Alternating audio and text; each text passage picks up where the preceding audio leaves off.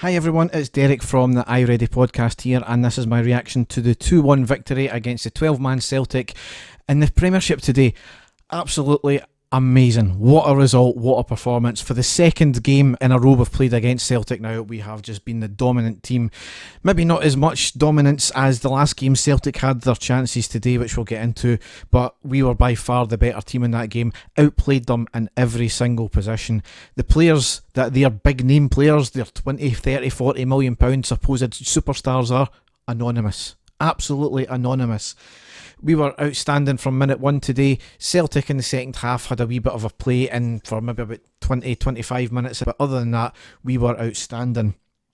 I said 12-man Celtic, which we'll get into. I'm not wanting that to overshadow what was an outstanding performance from the players today. Much like the last game, we emptied the tank against them and we were outstanding. We never had as many clear-cut chances this game, but when we needed to, we taken them, and we defended and sat back when we needed to as well, and it was just an outstanding performance all round. And you've seen the passion at the end with Gerrard there. He knows what it means. It's just phenomenal.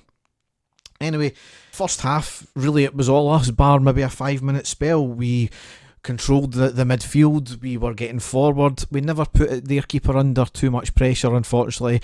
There was one chance in the first half where Foster had rather unorthodoxly cleared it off his line with his foot, but you know, that was maybe the closest we had came in the first half. But we were by far the dominant team. We had the control of midfield. Celtic did get forward on occasion, but any time it got anywhere close to our box, we closed them down and we got the ball off them. We were getting the break of the ball and we were creating that break for ourselves as well. It was really good to see. Celtic, though, did come back into it for a 5-minute period. We were under the cosh, and on the 31st minute they got a penalty, which by the letter of the law, Katic had a handful of the shirt of the attacker there. Now I'll go into the merits of the refereeing decisions later on in this mini pod, but when you've got somebody like McGregor in goals, he's done it time and time again. He steps up to the plate and he saves the penalty. It was a good penalty as well, don't get that wrong, and McGregor was more than equal to it. It was a fantastic dive and save. Celtic did have a wee bit more pressure right after that. Davis had cleared off the line after a corner. However, within a couple of minutes, on the 36th minute, we went up the park and scored with a beautiful goal by Ryan Kent. The ball was played up the park, ending in Jack to Barisic on the left. Barisic takes it forward, a wee step over, crosses into the middle to find Kent. He was unmarked and a first-time pile driver in off the left-hand post. Outstanding all-round goal, but what a finish from Kent as well. So obviously quite jubilant from that. However, all undone on the 41st minute when Celtic equalised.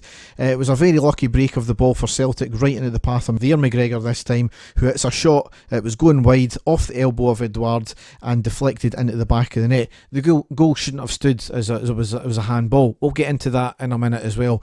But I don't know what Ryan Jack was doing there. He was posted missing at that point as well. So poor play from Jack, who overall was a wee bit anonymous this game, I would have said, but I'm not going to take that away from the overall team performance.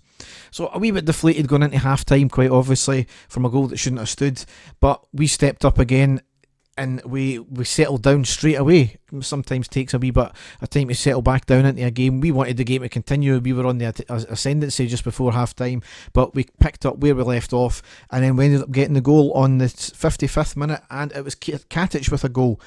We initially had a corner which was knocked out for another corner. Then Barisic takes this corner on the left hand side, an in-swinger to the near post, and an absolute beautiful header from Katic right past the keeper. Outstanding goal. From there we played on for a wee bit, and round about the 66th minute, Celtic probably stepped up. They had a lot of possession. We were sitting back a wee bit and they were getting a lot of possession. They had another ball cleared off the line by Davis. However, I think McGregor was getting to it with another good dive and save as well. Celtic kept up the pressure, but we soaked it up, and that was what was amazing. When they never put, other than the two clearances off the line, they never put McGregor under any real pressure. We soaked everything up. And that's what the defence's job is to do. We've played a number of games this season so far, and we've soaked up the pressure well. Made our first change came on the 80th minute. We were starting to come back into it at this point. We freshened up the legs. Kamara had just been booked, I think, just beforehand. Arfield came on. And then 2 minutes later, Morelos was pulled down by Julian on the edge of the box. Yet it was Morelos who was given the foul against them at that point. Now, there'd been several fouls by Bolingoli and Ryan Christie at this point, who had both been on bookings. And they kept on fouling and fouling and fouling, yet no second yellow card, which will play into towards the end of the game here.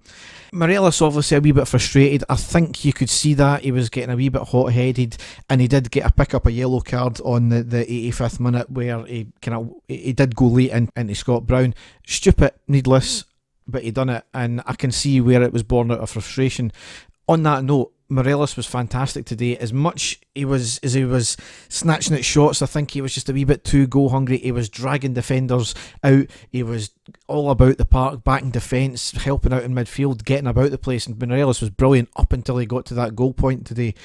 But then another moment of controversy, 95th minute, Morelos one-on-one with the keeper. Their defender goes across Morelos. Morelos, I don't think it was a dive. I think he went down cutely, but he was instantly given a second yellow card. The referee couldn't wait to do that. Now, there was 4 minutes of injury time displayed.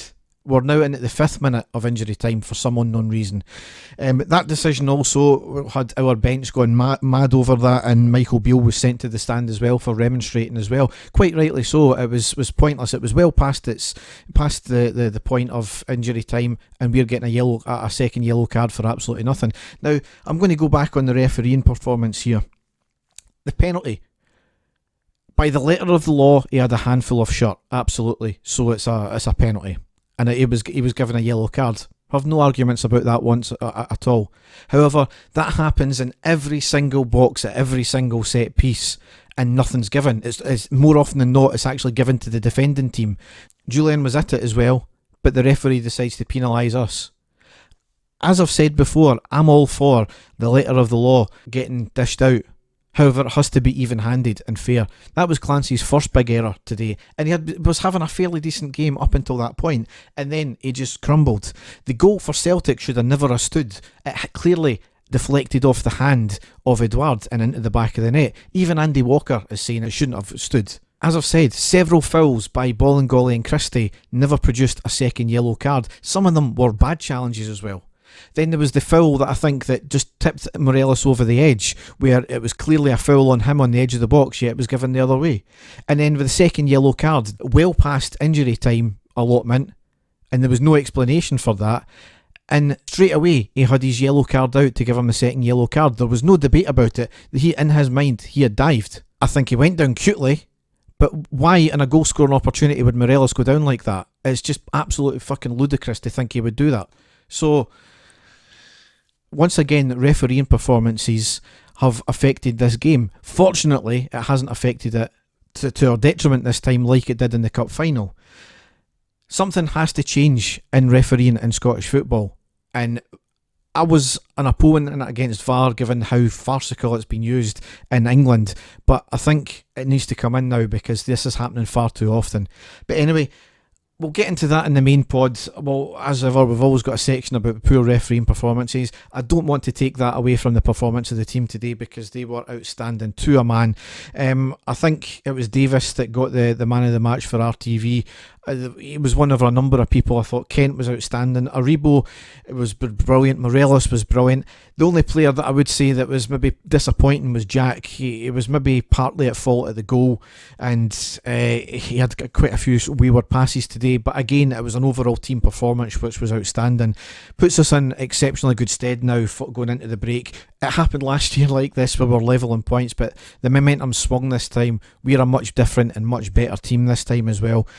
We've got it all to play for, and I don't think Gerrard will let it slip this time. Absolutely not. We've been playing amazing football all of the time. Few blips along the way, absolutely, but the momentum switched to us once again.